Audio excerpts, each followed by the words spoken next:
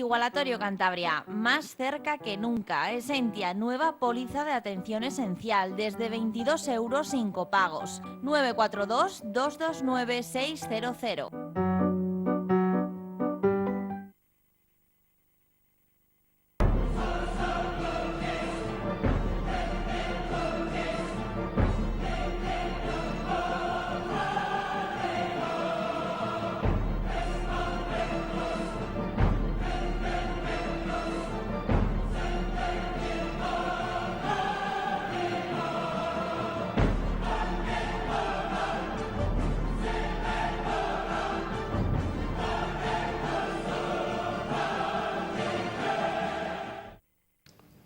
Un saludo, bienvenidos a una edición más de Pulso Empresarial. Aquí estamos en su televisión regional con todos ustedes. En los próximos minutos vamos a conversar con un invitado que no será desconocido para ustedes.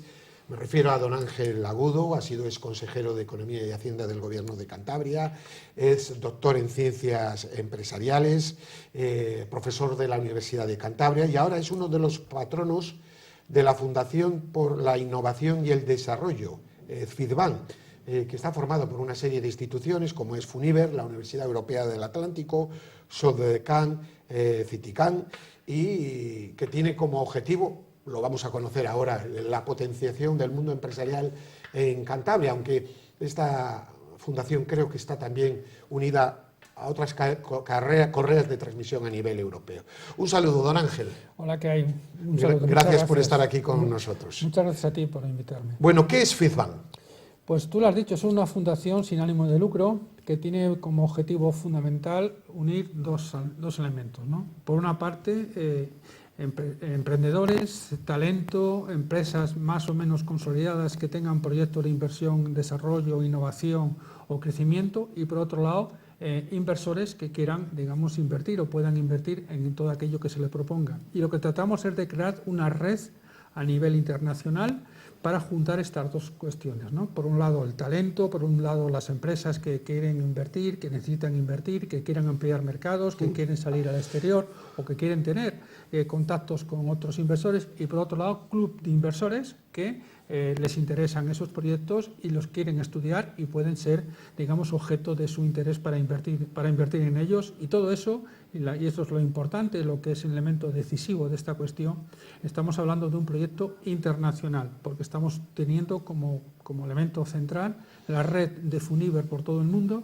Está presente en 30 países, especialmente en Latinoamérica, pero también en Europa, también en África y también en China, y eso nos ha de permitir pues, que todos aquellos que tengan proyectos puedan dar a conocerlos en esta red, y todos aquellos que quieran o puedan invertir pueden tener acceso a esta red a nivel global, y por otro lado también puede tener relaciones entre ellos también a nivel global.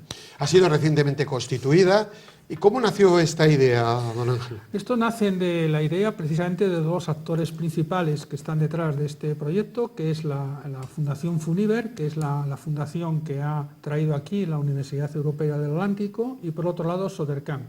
Ambas dos instituciones empiezan a colaborar en múltiples actividades y traen un poco la idea de crear esta fundación, y a mí lo que se me pide es si tengo voluntad de colaborar para poder dinamizar, dar a conocer, etcétera, la fundación, y eso es lo que estoy haciendo, pero los pilares son FUNIVER y SODECAN. SODECAN por una razón fundamental. Yo creo que SODECAN tiene como objetivo fundamental potenciar el tejido empresarial de Cantabria, dotarle al tejido empresarial de una mayor densidad, también ayudar a generar nuevos empresarios o nuevos proyectos empresariales en Cantabria, y por tanto nuevas oportunidades de negocio, aquellos, digamos, ya negocios que están instalados y que necesitan pues un impulso de una red como esta, entre otras cosas, por ejemplo, para salir al exterior, ¿no? Y bueno, si se están dando los primeros pasos, se habrá establecido un método de funcionamiento.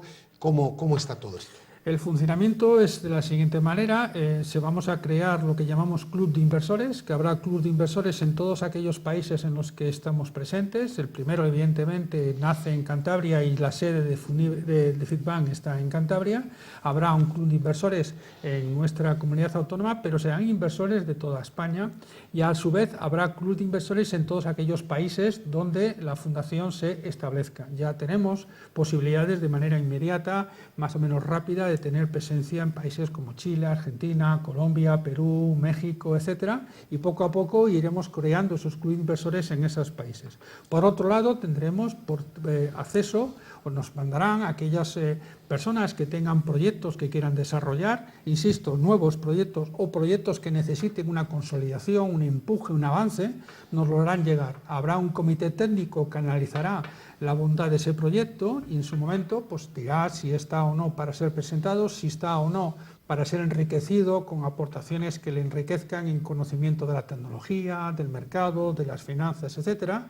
Y cuando se considere por el comité técnico que tiene ya posibilidades de ser presentado, se presentarán en rondas a los inversores para que sean analizados por ellos y, en su caso, pues si ellos quieren invertir en ese proyecto, que lleguen a acuerdos entre ambas partes para invertir. Lo importante es que todas esas rondas de presentación de proyectos se van a poder difundir por todo el mundo.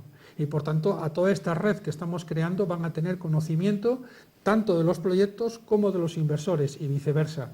Y, a su vez, los inversores entre sí podrán estar trabajando de manera más o menos coordinada para, entre otras cosas, buscar también oportunidades de actividad, digamos, conocimiento de los mercados donde los distintos inversores actúan, posibilidades de llegar a acuerdos entre ellos pues para desarrollar proyectos de esta naturaleza. Pongamos un ejemplo, una empresa que tenga ya estructura en Cantabria, en cualquier sector, el sector del automóvil, que tiene mucho y que quiere ampliar, etcétera, etcétera, hace llegar, le estoy preguntando, el proyecto a Feedback, con las bases, la necesidad, un poco los datos de la empresa, y ese proyecto se traslada en diferentes partes del mundo por si puede haber inversores. ¿Sería eso básicamente o sería para proyectos nuevos exclusivamente?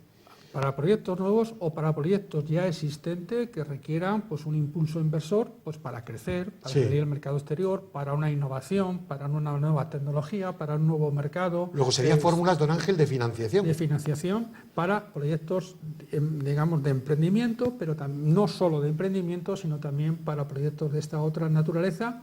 O incluso, insisto, la posibilidad de estar jugando en red los posibles inversores, una empresa de Cantabria que no tiene un proyecto de esta naturaleza, pero sí le gustaría, por ejemplo, conocer más el mercado de Chile, por poner un ejemplo. O participar en Chile, exacto, sí. Y quiere tener un contacto con algún inversor en Chile para ver ese mercado y ver si incluso puede haber algún tipo de alianza, acuerdo o lo que fuera.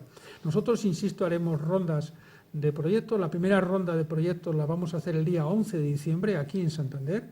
Ya tenemos una serie de proyectos que vamos a analizar y que vamos a ver de aquellos que nos han enviado cuáles consideramos que tienen posibilidades de ser presentados el día 11. Esa ronda se concretará en que los proyectos tendrán un tiempo determinado para ser presentados, un cuarto de hora para hacer la presentación, a un club de inversores que estará presente, pero todo esto se estará grabando para colocarlo en streaming en todo el mundo de manera inmediata y, por tanto, esa base de datos de los proyectos, de las características del proyecto va a estar disponible en tiempo real y durante un tiempo también para todos aquellos que quieran entrar en cualquier parte del mundo a la red de Feedback. Don Ángel, por lo tanto, habrá que seguir muy de cerca en este nacimiento estos primeros pasos que son importantes y que, desde luego, por supuesto, desde aquí, desde Pulso Empresarial, vamos a intentar de seguir y alentar, porque todo lo que sea interconexión, de lo que sea situar a las empresas de Cantabria en el mercado internacional, tanto aquí, captando capitales, recursos, como invirtiendo fuera, pues redunda en el progreso de la región al final. Sí, porque, como he dicho, esto tiene una doble dirección. Por un lado, proyectos que puedan nacer aquí o que puedan tener su origen aquí, que puedan encontrar inversores en cualquier parte del mundo, pero también inversores de aquí que puedan conocer de proyectos de otros países.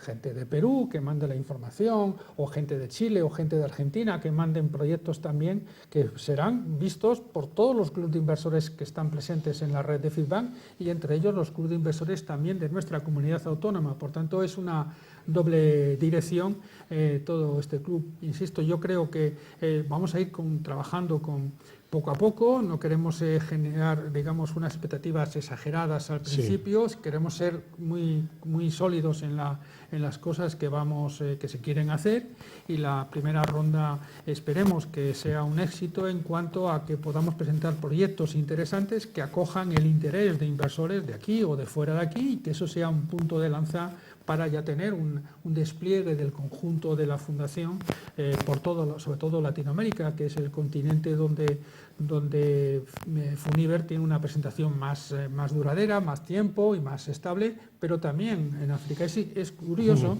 que desde el día que hicimos la presentación pública de la Fundación nos están llegando propuestas de gente que quiere conocer la Fundación y que quiere presentar proyectos a la Fundación, y desde cualquier parte de España. Se me están llegando propuestas, no solamente por cierto, de Cantabria, eso me está quitando la pregunta, en el sentido, si ahora mismo nos está viendo algún empresario, algún innovador, etcétera, y quiere ponerse en contacto con ustedes, ¿qué tiene que hacer? Simplemente acudir a la página web de Feedbank, allí encontrará todas las instrucciones y demás, los contactos y demás, y rápidamente le contestaremos y se les contestará para decirle exactamente cómo tiene que hacer para la presentación del proyecto, etcétera.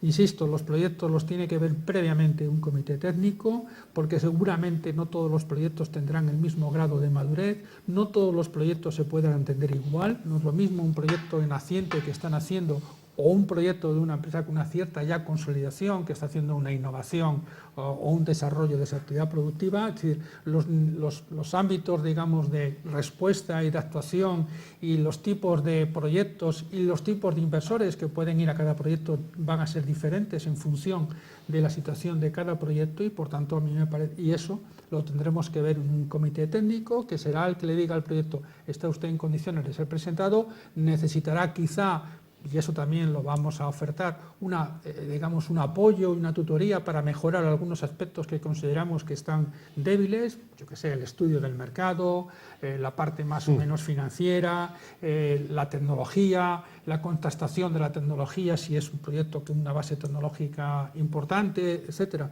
Todos esos aspectos les podemos, digamos, ayudar a definir de manera precisa, de forma y manera que los proyectos, cuando sean presentados, resulten al menos atractivos para inversores. No queremos de presentar cosas por presentar, sino que tengan un cierto atractivo en el sentido de que están bien preparados, que están bien consolidados el desarrollo del proyecto desde el punto de vista del análisis tecnológico, de mercado, comercial, financiero, capital humano, etcétera.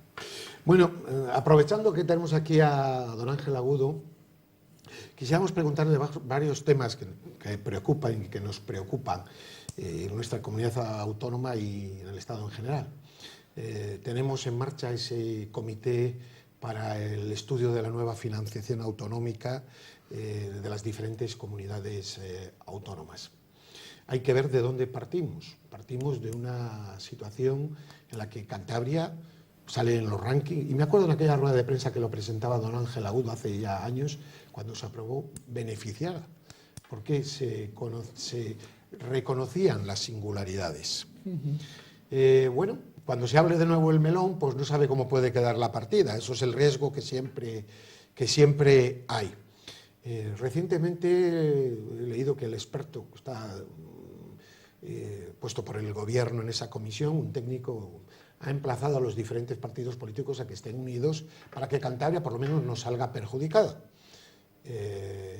Porque puede existir riesgos de que sí, la financiación por habitante sea justa, pero claro, no se tenga en cuenta los núcleos rurales, etcétera, etcétera, lo que cuesta en Cantabria la sanidad, lo que cuesta en Cantabria la educación, que hay que incluso en algunas zonas poner taxis para llevar a los niños, en fin, todas estas particularidades. ¿Cómo ve usted este asunto, don Ángel? Pues yo lo veo con cierta preocupación, por dos razones fundamentales, ¿no? Una, primero, porque evidentemente Cantabria, en el modelo actual, en las regiones de régimen común, dentro de la horquilla de la financiación está en el rango superior, es la que más financiación por habitante recibe, y no como consecuencia de nada más que de que se recogen las características de la comunidad, como tú bien has dicho. Es decir, ahí tenemos algunas características, la orografía, la dispersión, digamos, el envejecimiento de la población, etcétera, y un capítulo muy importante que es el tamaño de la población, que nos hace que los costes fijos de la prestación de un servicio, como por ejemplo la sanidad o la educación, simplemente por eso sean un 20% superiores a la media. Y eso se consiguió recoger bien en el modelo y, de hecho, si la media es 100 en España, en el conjunto de las comunidades autónomas, Cantabria está en el 125, 121, con lo cual el margen es importante, ¿no? ¿Qué pasa? Que ahora todos los planteamientos que hay del nuevo modelo, que seguramente después de las elecciones catalanas que van a tener lugar el 21 de diciembre, se va a acelerar la discusión del proyecto, sin duda, porque va a ser un eje de la campaña electoral, sin duda, y de las propuestas que van a hacer muchos partidos políticos de buscar un nuevo modelo de diferenciación que satisfaga los intereses de la Comunidad Autónoma de Cataluña y también del resto de las comunidades autónomas. Y ahí la duda es, bueno, pues lo que ya se está diciendo es que esa horquilla se tiene que reducir y, por tanto, nuestra comunidad autónoma seguramente esa diferencia que hay con la media se va a mermar. Pero eso es una cosa, y otra cosa es que tengamos menos recursos que los que tenemos ahora. El famoso status quo. Los expertos que hicieron el informe para el Gobierno de España han trabajado en ese informe y no se recoge el principio de status quo. Lo que quiere decir el status quo significa que, para que la gente lo entienda, es que en el nuevo modelo se parta de una partida adicional de recursos del Estado a las comunidades autónomas y que, por tanto, ninguna comunidad autónoma reciba menos recursos de los que ya está recibiendo ahora. Claro. ¿Vale? Es que no tiene sentido abrir el melón entonces. Vale, pero en el informe de los expertos no se contempla ese principio. De hecho, hay un voto particular a ese informe que se redacta por parte del experto de Cantabria, Juan Rodríguez Po, catedrático de econometría de la Universidad de Cantabria, con el cual acabo de estar haciendo una conversación justamente antes de llegar al estudio sobre esta cuestión y demás, compañero de la facultad. Y ese voto particular que redacta Juan Rodríguez Po ha sido asumido por un conjunto de comunidades autónomas y, lo más importante... Bueno, eso es muy importante, ¿no? Y lo más supongo, por ejemplo, Asturias, Galicia, Castilla, León, Aragón, que también etcétera, les puede... ¿no? Rioja, todas esas les afecta igual que nosotros. Muy importante igual que nosotros. Todos esos han firmado el voto particular de Juan Rodríguez Po y también, y muy importante ya en clave cántabra, lo ha firmado una representante de los expertos que estaba puesta por el Gobierno de España, por el Ministerio de Hacienda, que es de Cantabria, que es del Partido Popular, que fue la anterior directora de la Agencia Tributaria de Cantabria. Bueno. Natividad Fernández, también profesora de la universidad. Sí. Ella también, que no formaba parte, digamos, es cántabra, pero formaba parte de la Administración del Estado, digamos, con el ministro, ¿vale? Y ha firmado también, y eso me parece que es un punto de partida muy interesante. Bueno. ¿Qué hay que hacer? Yo creo que hay que elaborar un documento con rigor técnico de la posición de Cantabria. Hay que tener elementos técnicos que demuestren por qué Cantabria está planteando esta cuestión. Yo creo que, como lo está explicando fenomenalmente, porque usted lo conoce muy bien, yo creo que y no solo voy a decir Cantabria, pues una población rural la tiene igual Galicia o Asturias. Es decir, que nuestra similitud en pueblos pequeños, que cuesta muchísimo llevar allí, tener por 10 vecinos un médico que va todas las mañanas. Vemos alumnos que en Cantabria lo tenemos, que de zonas se les pone un taxi para llegarlos a donde está el autobús, etc. Eso cuesta muchísimo dinero. Es decir, es una particularidad que donde hay una concentración de población no hay, ¿no? Sí, nosotros tenemos algunos rasgos comunes, compartimos muchos rasgos comunes con varias comunidades autónomas y tenemos un elemento diferenciador que nos hace un poco distintos. Tenemos rasgos comunes con Galicia, con Asturias, con Castilla y León, con La Rioja, con Aragón, varios. Por ejemplo, la dispersión, por ejemplo, el envejecimiento, en algunos casos también la orografía, que también influye y demás, ¿vale? Y además tenemos un elemento añadido que es el tamaño. El tamaño porque, vamos a ver, lo explicamos fácilmente. Nosotros tenemos un gran hospital que es Valdesilla. Tenemos varios hospitales, pero un gran hospital de referencia que es Valdesilla. Un gran hospital de esa naturaleza necesita un tamaño mínimo para poder ser eficiente en la prestación del servicio. Pero claro, si atiende a una población de 600.000 habitantes, el coste fijo por habitante de la prestación de ese servicio es mucho más alto que si ese mismo hospital, que tiene capacidad, tiene que atender, pues yo que sé, a una población de 2 millones de personas. El coste fijo por unidad de uso, por habitante, es mucho más bajo. Por tanto, ese dato es un elemento referencial que explica por qué Cantabria, siendo parecida en muchas variables a Asturias, a Galicia, a Castilla y León, a Aragón, a Rioja, etcétera, tenemos estamos en la parte alta de la horquilla, que es el coste fijo, digamos, por el tamaño. Y eso yo creo que en el modelo está. Si todas estas variables que dicen hay que meter, está en el modelo actual y estará en el futuro. La discusión es cómo se pondera cada variable, y eso es una discusión política, que tiene que venir armada, insisto, por los técnicos, ¿no? Por un buen trabajo técnico que hay que hacer, que me consta que hay medios para hacerlo, los expertos que han representado a Cantabria lo pueden hacer perfectamente. En cualquier caso, don Ángel, perdone que lo interrumpa, el margen digamos, de eso no será muy amplio, ¿no? Sí, pero la diferencia entre tener el status quo o no son 320 millones al año. Sí. 320 millones al año de por vida. Eso no puede ser, claro. Claro, estamos hablando de una cantidad enorme, y la diferencia entre una parte de la horquilla o no, pues son a lo mejor 120 millones de euros al año. Quiero decir que estamos hablando de cantidades significativas, porque eso es la base a partir de la cual tú puedes dar o no una prestación de calidad o no de los servicios básicos a los ciudadanos. Y ahora que como técnico también nos puede hablar. A veces hemos dicho aquí en el programa que no lo entendíamos y teníamos un razonamiento con la situación actual. Si con la situación actual, con una buena financiación, hemos tenido tantas dificultades, y a veces, bueno, oíamos, es que Cajas, es que Madrid, es que no sé qué. Yo hacía una valoración, igual un poco primitiva, es o una cuestión, o sigue siendo insuficiente a pesar de que es muy buena, y nuestro tamaño, y habrá que buscar otras soluciones, o algo estamos haciendo mal, no sé, en el tema del gasto. Esa pregunta no sé si viene a cuento, o es que hay otras variables que no...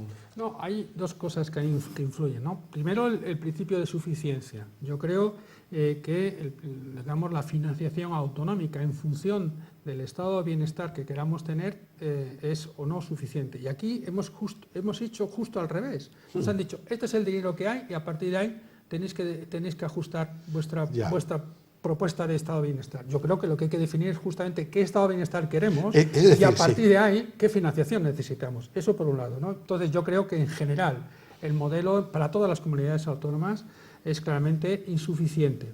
Dos, el modelo yo creo que no, prioriza o incide en la corresponsabilidad fiscal. Me explico de una manera. Sí. Las comunidades autónomas gestionan una parte muy importante del gasto, pero gestionan una parte muy pequeña de los ingresos, con lo cual los comportamientos oportunistas y poco responsables están a la luz del día. Al final, todos que la culpa la tiene Madrid, es decir, algo superior, cuando en realidad tú no tienes la responsabilidad de decir a tus ciudadanos que estás gestionando los impuestos. Eres adulto, eres adulto y gestionas. Con todas las consecuencias. Y tres, lo que ha habido en los últimos años es que la crisis ha afectado de manera brutal a los ingresos del Estado, y a los ingresos del Estado que son el paquete fundamental de de los ingresos que después financian el modelo de financiación. Ha habido una caída fundamental de los ingresos que está recuperándose en los últimos años, pero que ha caído. No ha sido tanto un problema de gasto, el gasto también ha caído, los ajustes se han notado, pero la clave fundamental es que el ingreso ha mermado. ¿Cuáles que han hecho las comunidades autónomas y el Estado en general, pero sobre todo las comunidades autónomas que tienen que dar un estado de bienestar y nosotros no podemos cerrar el Hospital de Valdecilla, ni los centros de salud, ni los colegios, y no tenemos financiación? ¿Qué han hecho las comunidades autónomas? Endeudarse, porque los ingresos no daban para los gastos y al final lo que ha habido es un crecimiento muy importante de la deuda. ¿Qué está pasando? Que la deuda también el propio Estado, pero las comunidades con más rigidez, porque los gastos del estado de bienestar no se pueden recortar, porque una buena parte de los gastos son personal, son médicos, son profesores, son gente que hace las prestaciones. Entonces vamos a la base, don Ángel, qué pena que nos quedan solo 4 minutos hablando, ¿no? Las personas, por ejemplo, que hemos tenido la oportunidad de viajar y valoramos muchísimo el estado de bienestar de España. Y nos ponemos con los países más adelantados de Europa y España puede competir también en el estado de bienestar. Bien, pero hay que ser realista. Es decir, y yo creo que por las circunstancias de los de viene España, etcétera, se ha establecido mucho el gratis total, el decir el dinero es infinito. Y yo creo que, claro, políticamente, para un partido político coger por los cuernos y decir la verdad, a veces es muy duro. Es decir, esto es lo que tenemos, esto es lo que podemos hacer. Vamos a hacer, ¿qué queremos? Una buena educación, una buena sanidad, una buena atención. El tema de los mayores, que se nos está olvidando, el tema de las pensiones, etcétera. Yo creo que, claro, hacer una serie de pactos como la de la Moncloa sobre bases firmes, que no son fáciles, lógicamente, porque ahí están los intereses cortoplacistas de los partidos, que asegurasen un estado de bienestar básico, por supuesto, el mejor que se pueda tener, pero que evidentemente no nos pasemos el listón, porque entonces estaremos en una permanente huida hacia adelante. A mí me aterroriza mucho. Es verdad que hay países que tienen el 150% del PIB, etcétera, y Estados Unidos no sabe lo que tiene, pero Estados Unidos es Estados Unidos. Que estamos ahí en el 100 del PIB y no nos movemos. Sí, hay un mes que llegamos al 98, pero vemos que enseguida estamos como en un estanque, ¿no? Como rodando. A mí me preocupa mucho de cara al futuro, teniendo en cuenta, y acabo con la pregunta que es un poco larga, el problema que tenemos con los índices de natalidad, con las pensiones, que esto va a influir y que va a tener unas consecuencias a 20 años muy importantes y una serie de problemas que el partido que esté en los partidos, que serán muchos, van a tener que ser muy sensatos y decir la verdad.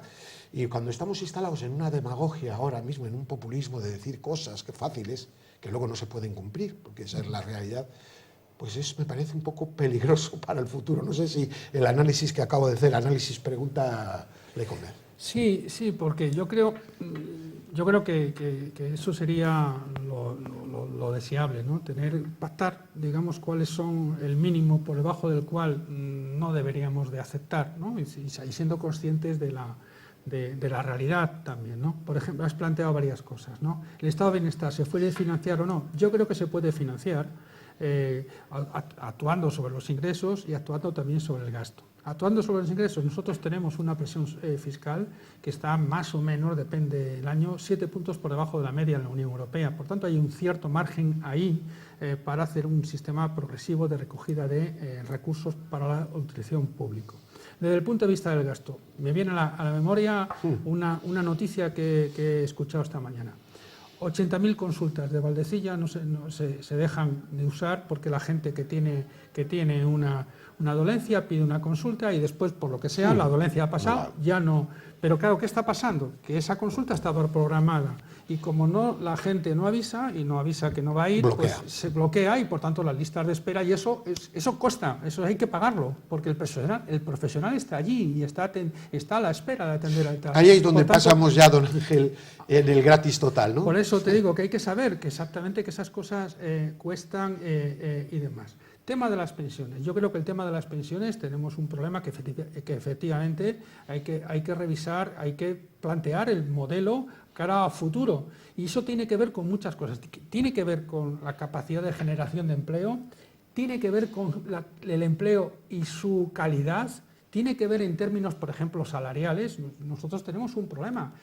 Ha habido una devaluación salarial en este país brutal y ya mucha gente se está planteando en términos económicos que este país necesita un aumento de los salarios para dignificar a la gente que trabaja, pero también en esta parte para generar recursos mejores para el sistema de pensiones, que es un sistema de reparto. Los que trabajan pagan la pensión de los que están jubilados y con una tendencia por el envejecimiento a que el número de personas que se jubilan cada vez en proporción va a ser mayor. Dicho lo cual, también hay una oportunidad de negocio. Es decir, que ya hay empresas, fondos de capital riesgo de toda Europa viniendo a España a plantearse el negocio de la tercera edad. Y no estoy hablando de las personas dependientes, no estoy hablando de las personas que están ya atendidas porque son dependientes, sino personas que son autónomas, que son independientes, pero que quieren vivir con una serie de servicios adicionales. Ahí hay una oportunidad de actividad económica y eso genera empleo y genera industria, digamos, vinculada a ese tipo de actividad que también hay que potenciar desde mi punto de vista, porque ya en los mercados de capitales eso se está haciendo y están viniendo a España y en Cantabria también empresas con ánimos de invertir en ese terreno y yo creo que se puede potenciar también esa actividad. Pues don Ángel Agudo, y otra cosa muy importante que también subirnos la autoestima, porque los especialistas con los que uno tiene suerte de hablar a veces ven a España desde fuera mucho mejor que la vemos nosotros mismos. Tenemos en este fatalismo ibérico, en fin, que viene de siglos, de creernos que somos un desastre y España tiene cosas maravillosas, que los extranjeros se quedan boquiabiertos, pero en fin, nosotros nos gusta más lamernos las heridas. No significa que seamos los mejores del mundo mundial, que tampoco se trata de eso, pero sí es verdad que este país ha cambiado muchísimo en los últimos 40 años, que este país es una de las grandes potencias de Europa, yo siempre lo digo, que tiene muchísimas posibilidades en tantos sectores y que lo que necesita es también que dar a la población responsabilidad y confianza, no decir todo se puede hacer, ¿no? Hay que concienciar, como decía antes, desde que hablaba de las consultas, pues es que tenemos que ser responsables. Tenemos que ser responsables, pasa lo mismo con el gasto farmacéutico, etcétera. Yo creo que ahí los partidos políticos han tenido mucha culpa con ese gratis total, el dinero no es de nadie y eso es verdad, que el dinero es de todos y hay que cuidarlo y hay que gastarlo bien. Don Ángel Agudo, pues el emplazo para otro día para hablar de estos temas. Lo haremos con mucha frecuencia, se lo puedo garantizar, porque es un placer hablar con personas inteligentes. Muchísimas gracias. Muchísimas gracias a ti. Y a ustedes, pues paz y bien. Hasta el próximo programa, si Dios quiere.